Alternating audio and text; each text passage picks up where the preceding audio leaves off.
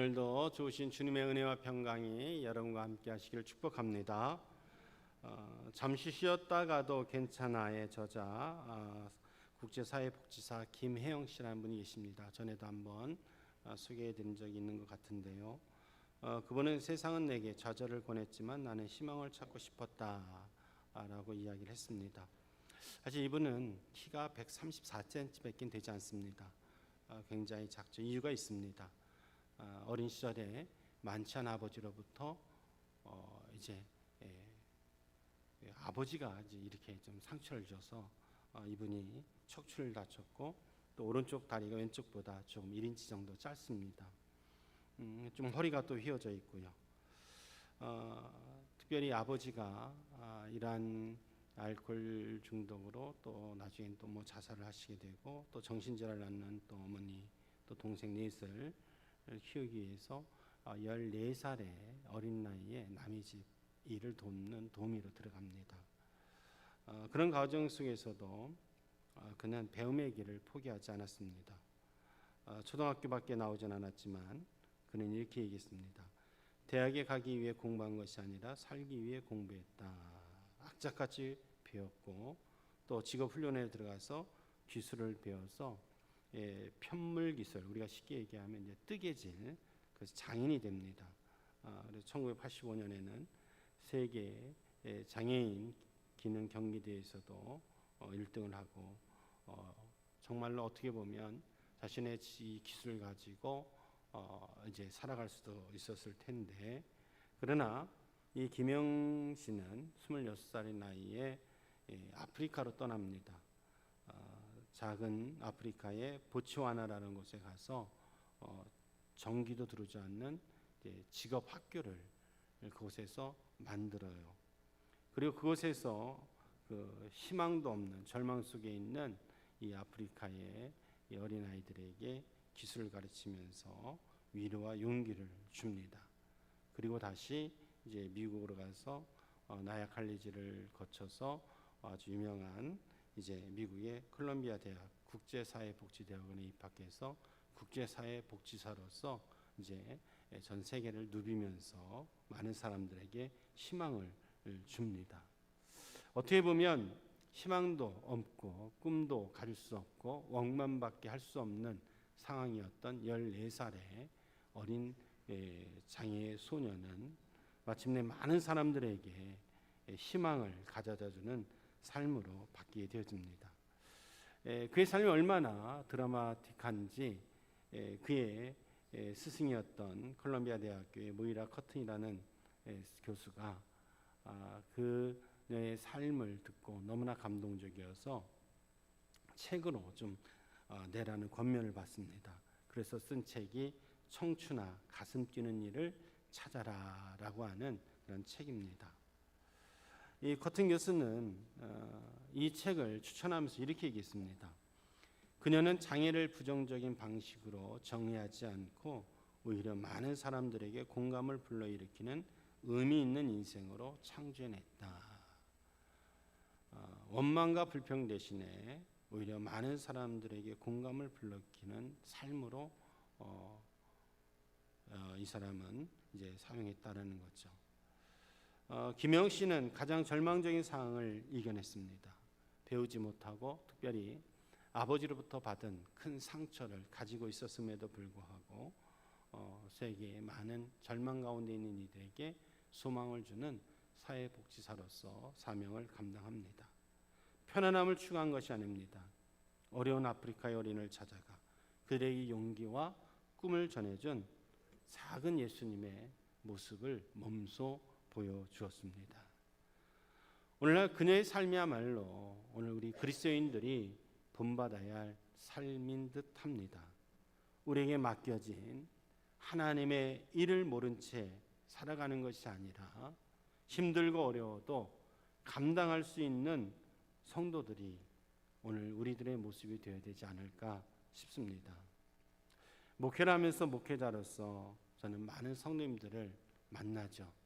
갓 태어난 아기로부터 또 100세에 가까운 성도님들까지 다양한 삶 속에 거하는 분들을 만납니다. 예를 든다면 지난주 토요일에는 결혼식에 오전에 가서 축복을 해주고 마치고 바로 또 슬픔 속에 있는 유족들을 위로합니다. 슬픔과 기쁨을 교차합니다. 그래서 지금 돌아가셨습니다마는 총회장이 지내셨던 은평교회 원로 목사님이 그런 말씀을 하셨어요. 목회자는 양복은 회색 옷을 입어야 된다. 늘 그것은 중간의 입장이니까 기쁜 일에 갔을 때도 그 옷을 입고 가도 또 갑자기 슬픈 일을 당해 주문을 가더라도 그 옷을 입고 갈 수가 있기 때문에 그렇습니다. 삶이란 그런 듯합니다. 우리 주어진 환경이 아니라 우리가 그 환경을 어떻게 대하는가의 태도가 중요한 듯합니다. 우리의 삶은 언제나 힘들고 어려울 때가 많이 있죠. 하지만 우리가 그 고난을 어떻게 극복해내느냐가 매우 중요합니다. 믿음이란 바로 이것입니다. 고난을 대하는 태도, 고난을 극복하는 태도를 통해서 믿음이 있느냐 없느냐를 알 수가 있을 때가 있습니다. 여러분, 믿음의 대상은 사람이 아닙니다. 오직 주님뿐이십니다. 그래서 히브리서 기자가 말하고 있지요. 믿음의 주여 또 온전케 하신 이는 예수님을 바라보라고 권면하고 있는 겁니다. 때는 나는 할 수 없어도 주님은 하실 수 있다라는 믿음, 주님만을 바라보는 것이 진정한 믿음입니다. 주님이 도와주시지 않으면 나는 아무것도 할 수 없다고 생각하는 것이 진정한 믿음의 자세입니다. 내 힘으로, 내 노력으로 무언가를 성취한다고 하는 사람의 삶이야말로 교만한 삶입니다. 그러나 때로는 나는 부족하고 할 수 없는 존재이기에 오직 주님이 도와주셔야만 이룰 수 있다고 고백되어질 때 우리는 믿음의 출발점에 설 수 있으며 하나님이 기뻐하시는 겸손한 믿음의 사람으로 설 수 있는 것이고 더 나아가 마침내 하나님께 영광을 올려드리는 삶이 될 수 있습니다. 결국 중요한 것은 온전한 믿음의 모습과 태도를 가지고 살아갈 때에 바로 성공이라는 것이 무엇이고 행복한 삶이 어떠한 것인가를 알 수 있다라는 것이죠. 여러분, 우리는 우리의 삶의 여정은 때는 힘들고 어려운 광야 같은 삶이라고들 이야기를 하지요. 그러나 그 힘들고 어려운 광야의 여정 속에서도 하나 주님이 나와 함께 하심을 우리가 인정하고 믿고 함께 할 때에 우리는 마침내 그 광야와 같은 삶의 여정도 무사히 통과할 수 있는 것입니다. 그러기에 오늘 이 시대 속에 참으로 힘들고 어려운 이때에 우리가 가질 수 있는 것 최상의 복은 믿음입니다. 바로 이러한 삶을 살았던 분이 오늘 본문에 나왔던 요셉이라는 분을 들 수가 있습니다. 요셉의 삶이야말로 가장 어렵고 힘든 여정 속에서도 믿음으로 살아가는 것이 어떠한 삶인가를 오늘 우리에게 보여주고 있는 전형적인 삶의 모범이 되는 모습입니다. 요셉은 성경에 등장하는 수많은 믿음의 삶을 살았던 이들 가운데 어떻게 보면 가장 극적인 삶을 살았던 분 중에 한 분입니다. 우리가 아는 것처럼 요셉의 아버지 야곱은 형 에서가 받아야 할 복을 대신 가로채 복을 받게 됨으로 말미암아 그는 오히려 삼촌 라반의 집에 20여 년이라는 시간 속에 도망자로서 살아갈 수밖에 없었습니다. 마침내 그는 하란에서 다시 고향 땅으로 돌아오게 됩니다. 물론 20년이라는 시간 속에 야곱은 많은 부도 이루었습니다. 또 4명의 아내도 또 12명의 자녀도 얻었습니다. 물론 요셉은 12명의 자녀 중에 제일 사랑했던 아내 라헬의 아들이기도 했습니다. 물론 돌아오는 과정 속에서 요셉의 아들 베냐민이 출생할 때 안타깝게도 어머니 라헬은 세상을 떠나고 맙니다. 야곱이 하란에 도착했을 때 가장 사랑했던 여인이 라헬이었고 라헬을 통해서 얻은 아이가 바로 요셉이었기에 요셉은 그 누구보다도 아버지 야곱으로부터 사랑을 받고 자랐습니다. 그래서 야곱이 13아들, 12아들, 딸, 13자녀들 가운데 요셉을 매우 사랑하여 요셉만 채색 옷을 입혔다라고 성경에 기록되고 있습니다. 그러나 단지 이쁘다고 해서 채색 옷을 입힌 것이 아닙니다. 다른 형제들은 들에 가서 일을 할 때 요셉은 아버지 곁에 있었습니다. 그 이유가 있습니다. 채색 옷을 입었다라는 것은 그 가정의 대표자가 되어졌다라는 의미이기도 합니다. 이로 인해서 요셉은 형들에게 미움을 참 많이 받았습니다.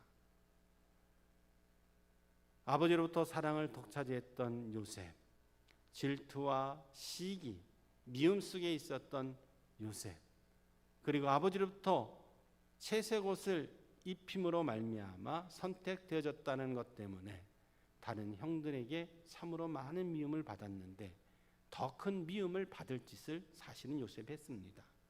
형들이 들에 나가 양을 치거나 다른 일을 할 때 형들에 대하여 일거수일투족을 아버지에게 이야기했던 장본인이 요셉이었기 때문입니다. 그러니 다른 형제들이 얼마나 요셉을 미워했겠습니까? 그런데 드디어 형들이 복수할 기회가 생기게 되어집니다. 그 사건은 다름 아니라 멀리 양을 치러 나간 형들을 안부에 궁금해했던 아버지 야곱이 요셉을 형들에게 보냅니다. 그때 형들은 우리가 받은 정말로 그 시련, 우리 대신 사랑만 독차지했던 저 요셉을 이참에 우리 좀 제거하자, 없애버리자 하고 모의를 꾸미기 시작합니다. 그리고 형들은 마침내 실행에 옮깁니다. 동생 요셉을 죽이기로 말이죠. 그러나 그때 그 가운데 유다라고 하는 형이 나서서 이야기합니다. 그래도 형제인데, 그래도 아버지가 사랑하던 아들인데 죽이기에는 우리가 너무나 끔찍하지 않겠냐고 이야기를 하고 설득을 합니다. 다른 형제들은 유다의 이야기에 모르는 척, 할 수 없는 척 이제 응하고 유다가의 말대로 요셉을 노예로 팔아버립니다. 이제 노예로 팔려간 요셉이 애굽이라고 하는 전혀 낯선 나라, 17살에 처음으로 팔려간 것이 보디발의, 애굽의 친위대장인 보디발 집이었던 것입니다. 그것이 오늘 본문에 기록되어져 있는 이야기입니다. 그런데 요셉이 보디발의 집에 노예로 팔려와서 가정총무가 되어졌다라는 이야기를 합니다. 그런데 오늘 우리는 1절에서 6절의 사이에 이야기를 보면서 조금은 우리가 성경에 기록되어 있지 아니하는 추측을 할 수 있는 것들이 있음을 발견하게 되어집니다. 여러분 6절 마지막에 기록한 것처럼 요셉은 용모가 매우 빼어난 듯합니다. 성경은 분명히 말합니다. 요셉이 아름답다라고 이야기를 하지요. 아마 오늘날로 이야기하면 꽃미남 정도, 아니면 요즘 이야기하는 아이돌과 같이 매우 곱상하고 그래도 외모가 굉장히 뛰어난 듯합니다. 노예로 팔려온 지 얼마 되지 않은 어린 요셉을 보디발의 가정을 총괄하는 가정총무로 세웠기 때문입니다. 2절과 3절의 말씀에 있는 것처럼 물론 하나님께서 요셉과 함께 하셨습니다. 그러나 하나님이 함께 하셨다고 해서 보디발이 그의 가정총무로 세우는 데 결정적인 이유는 될 수가 없습니다. 물론 어느 정도 보디발에 의하여 요셉이 신앙의 모습을 잃어버리지 않고 그것에서 신앙생활하는 모습을 보면서 보디발이 요셉을 보면 하나님이 함께 하신 사람이라고 인정은 합니다. 그러나 인정함을 받을 수 있도록 한 계기가 있었다라는 것이죠. 단지 잘생겼기 때문에 그렇지는 않았을 겁니다. 여러분, 가정총무란 자리는 굉장한 막강한 권력을 가진 자리입니다. 보디발이라고 하는 사람은 애굽의 바로의 친위 대장입니다. 바로의 생명을 지키는 사람입니다. 얼마나 막강한 권한이 있겠습니까? 그리고 거기까지 올라오기에 얼마나 많은 노력이 필요했었고 바로에게 얼마나 많은 인정을 받았겠습니까? 매우 힘들었겠지요. 8절 말씀에 보면 이런 말씀이 있습니다. 내 주인이 집안의 모든 소유를 간섭하지 아니하고 다 내 손에 위탁하였다. 또 9절에서도 이 집에서는 나보다 큰 이가 없으니 주인이 아무것도 내게 금하지 아니하였다라고 했습니다. 그만큼 가정총무라는 것은 굉장한 힘이 있다라는 것이죠. 여러분, 보디발의 집에는 많은 일꾼들이 있었을 겁니다. 또 요셉과 같이 많이 붙잡혀와 노예로 된 사람도 있었을 것입니다. 막강한 보디발의 재산도 많이 있었겠지요. 그러니 그만큼 많은 재산도 관리해야 될 모습이 있습니다. 그런데도 이러한 막강한 일들을 보디발이 어린 요셉에게 맡긴다라는 것은 쉬운 일이 아닐 것입니다. 과연 처음부터 요셉의 외모 때문에 보디발이 가정총무를 세웠을까요? 그렇지는 않았을 겁니다. 물론 오늘 성경에는 몇 년대에 보디발의 집에 들어가 몇 년째에 가정총무가 되었다라고 기록되어 있지만 않지만 그러나 분명히 노예로 팔려와서 보디발의 시선에 끌기에 적합한 시간이 있었을 겁니다. 그 시간 속에서 요셉이 가졌던 자세가 오늘 우리의 삶 속에 너무나 큰 도전으로 와 닿는다라는 겁니다. 여러분, 이 보디발은 애굽의 왕이었던 바로에게 눈이 들고 또 바로에게 공을 세우기 위해서 많은 노력을 했습니다. 또 그것을 위해서 많은 시간이 필요했고 그만큼 가정의 모든 것을 할애할 수가 없을 때였습니다.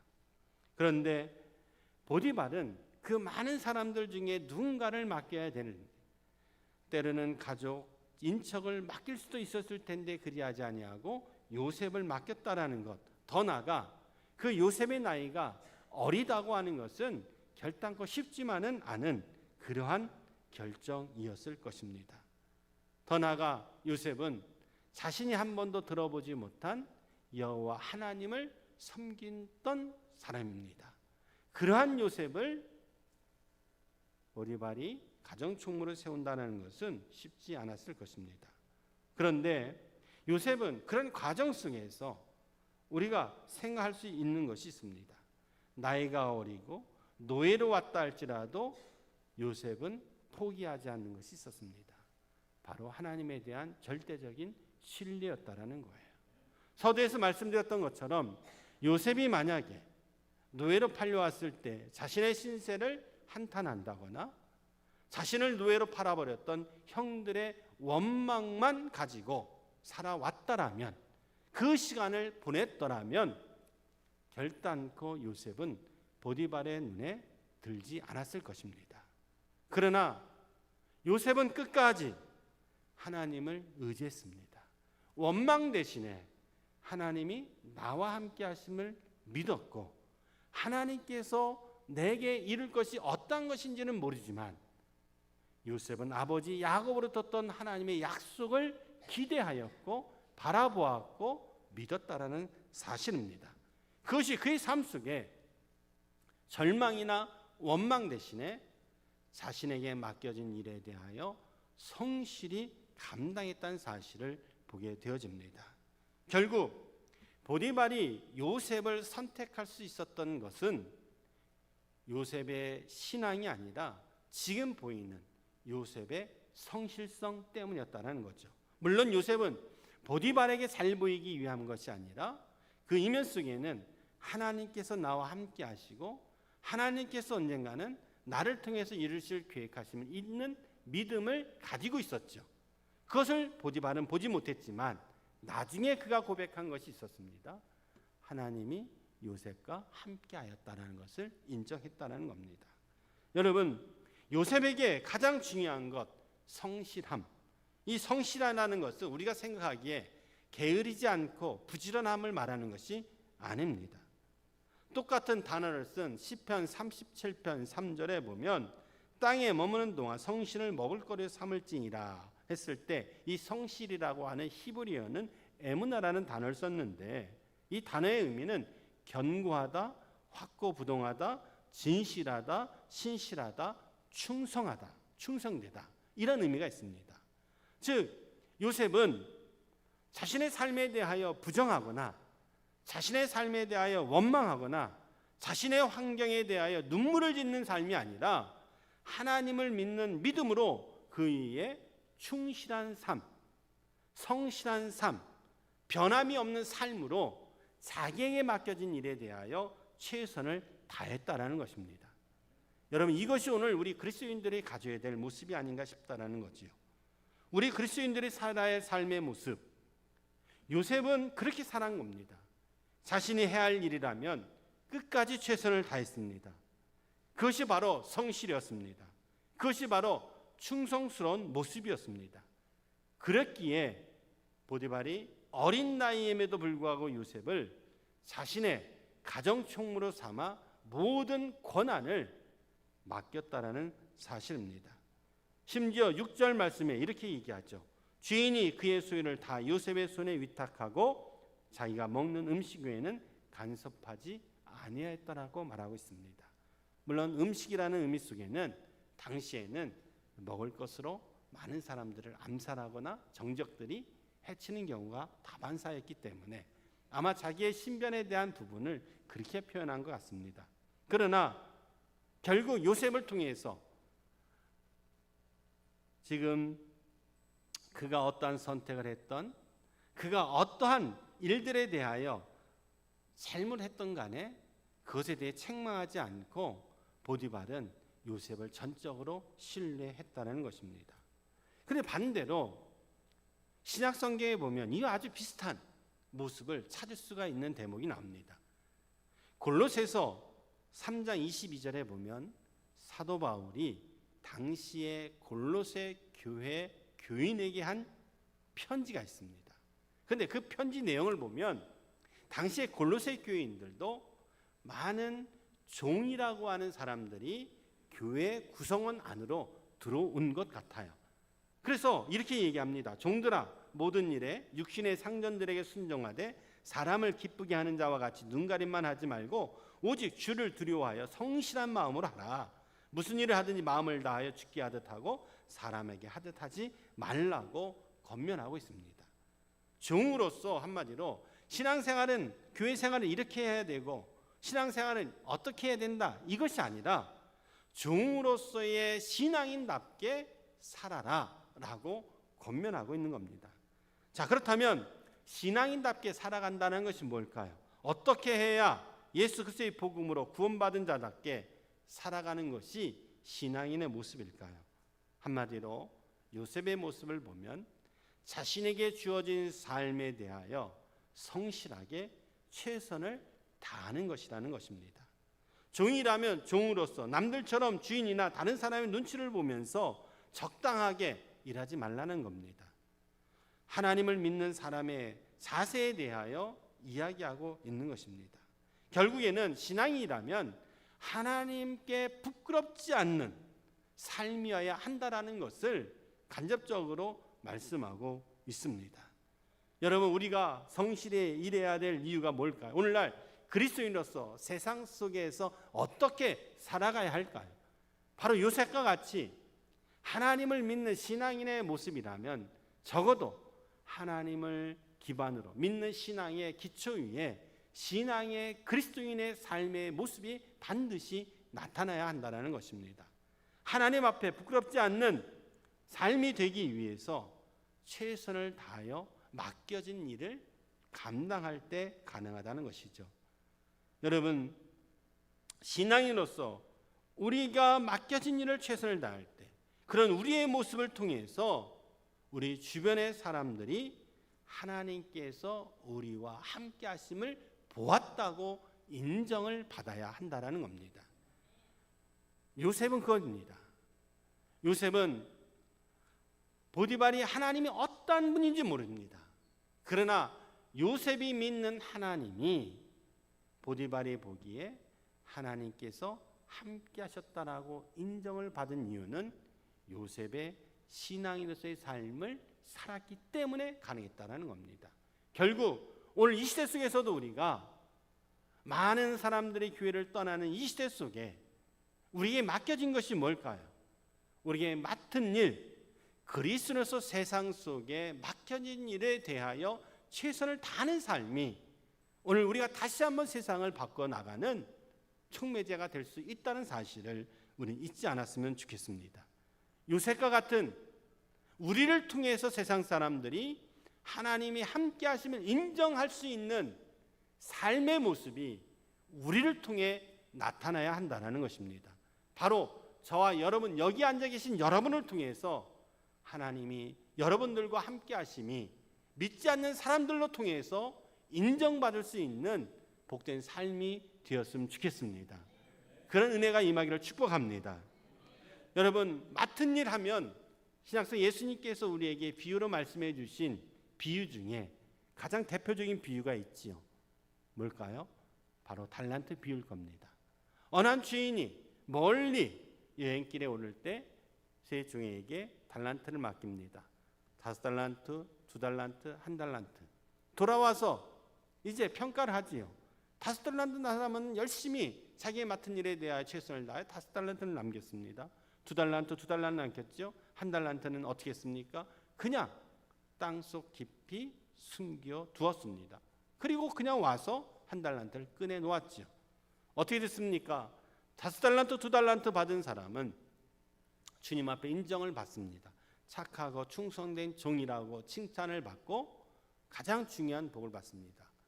즐거움에 참여할 것이다라고 이야기를 합니다. 그런데 반대로 1달란트를 숨겨놨던 사람은 어떻게 했습니까? 악하고 게으른 종이라고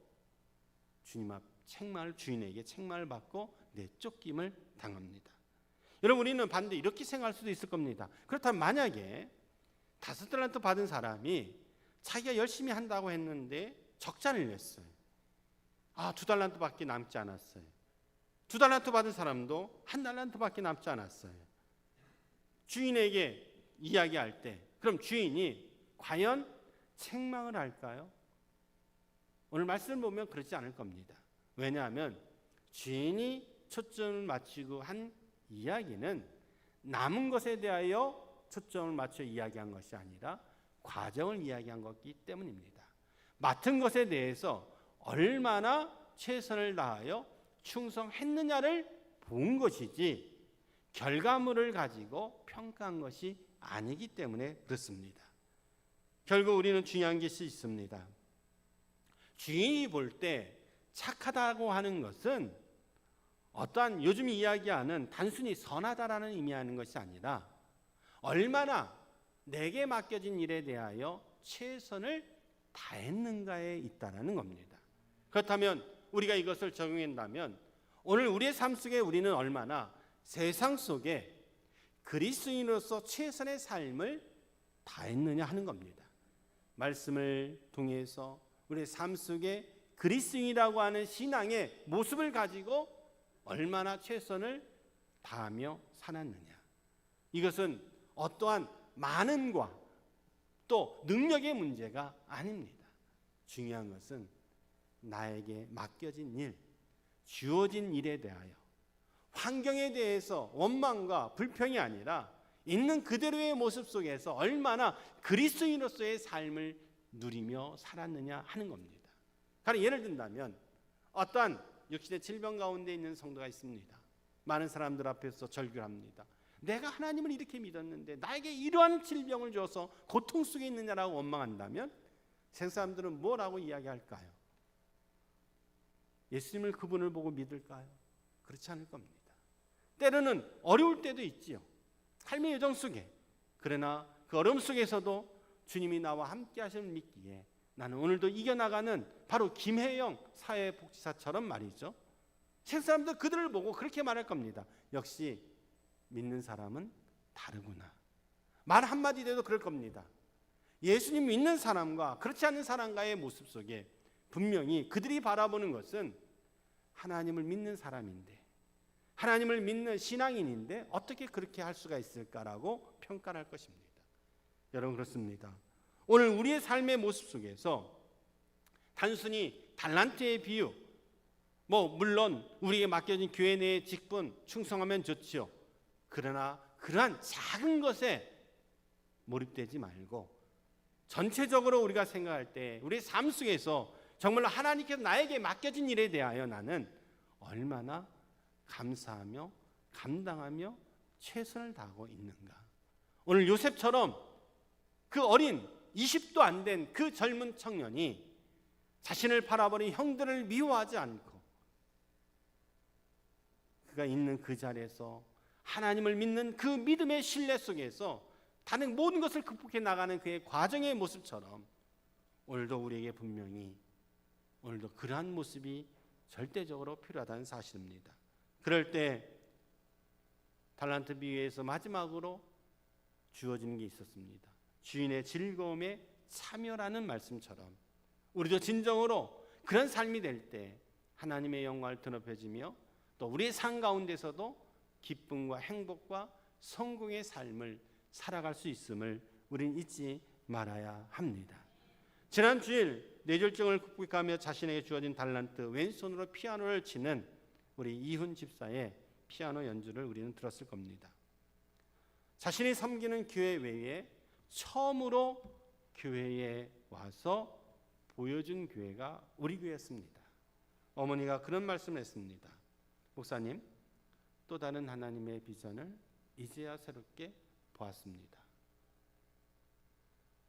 많은 물론 일반적인 연주는 했겠지만 많은 성도들의 자신이 해야 될 사명, 희망과 예수 그리스도를 통해서 자기에 맡겨진 일이 무엇인지를 새롭게 발견한 시간이었기에 눈물로 고백을 하였습니다.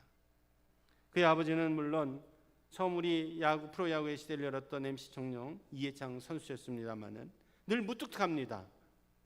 그러나 처음으로 그의 아버지의 미소를 보았습니다. 뇌졸중으로 투병 생활하며 이겨나가는 그 모습을 미소로 바라보면서 자신들이 해야 될 일이 무엇인지를, 맡은 일이 무엇인지를 새롭게 깨달은 시간이었음을 들었습니다. 여러분, 요셉, 물론 그는 하나님이 함께 하셨기 때문에 가능했습니다. 그러나 함께 하실 수 있도록 요셉은 하나님을 의지하였고 하나님을 바라보았기 때문에 하나님이 함께 하신 겁니다. 여러분, 우리는 늘 그렇게 생각합니다. 하나님이 나와 함께 하시기를 원합니다. 그러나 정작 나는 하나님이 함께 하시는 삶이 될 수 있도록 나는 살아가고 있느냐? 내가 맡은 일에 최선을 다할 때 하나님이 함께 하시는 것이지, 하나님이 함께 하시기 때문에 어떠한 조건이 있는 것이 아니라는 겁니다. 여러분, 우리 성도는 언제나 하나님이 함께 하시는 삶을 살아갈 수 있어야 합니다. 때로는 부유하든지 가난하든지 세상적으로 성공하는 것 같든지 또는 실패하는 것 같든지 몸이 건강하든지 그렇지 않든지 간에 우리가 하나님이 함께 하시는 삶을 살아간다면 요셉과 같이 형통한 삶을 반드시 누리며 살아갈 줄로 믿습니다. 오늘 여러분, 저와 여러분의 삶이 이러한 삶이 되기를 소망합니다. 우리에게 맡겨진 일, 그것이 세상 사람들 보기에는 적다 크다 이야기할 수 있을지 몰라도 하나님 편에서는 적어도 절대로 적다 작다를 논하시는 하나님이 아니십니다. 단지 오늘 우리에게 내게 맡겨진 일에 대하여 나는 신앙인으로서 최선을 다하며 살아가고 있느냐, 이것에 오늘 우리에게 질문을 하실 뿐입니다. 오늘 요셉, 그는 자신에게 맡겨진 환경에 대하여 원망과 불평이 아니라 하나님을 믿는 그 믿음으로 최선을 다했기 때문에 하나님이 함께 하셨고 하나님이 형통하여 오히려 자신을 노예로 삼은 보디발의 집에 더 큰 형통의 복을 가져다 주었던 것처럼 오늘 우리들의 삶을 통해서 다시 이 땅이 바뀌어지는 역사, 또 우리의 가정이 우리가 있는 일터가 회복된 역사가 있었으면 좋겠습니다. 여러분 모두에게 하나님의 이러한 놀라운 은혜가 여러분의 주님의 일을 잘 감당하심으로 하나님의 돌보심이 함께 하시기를 주님의 이름으로 축복합니다.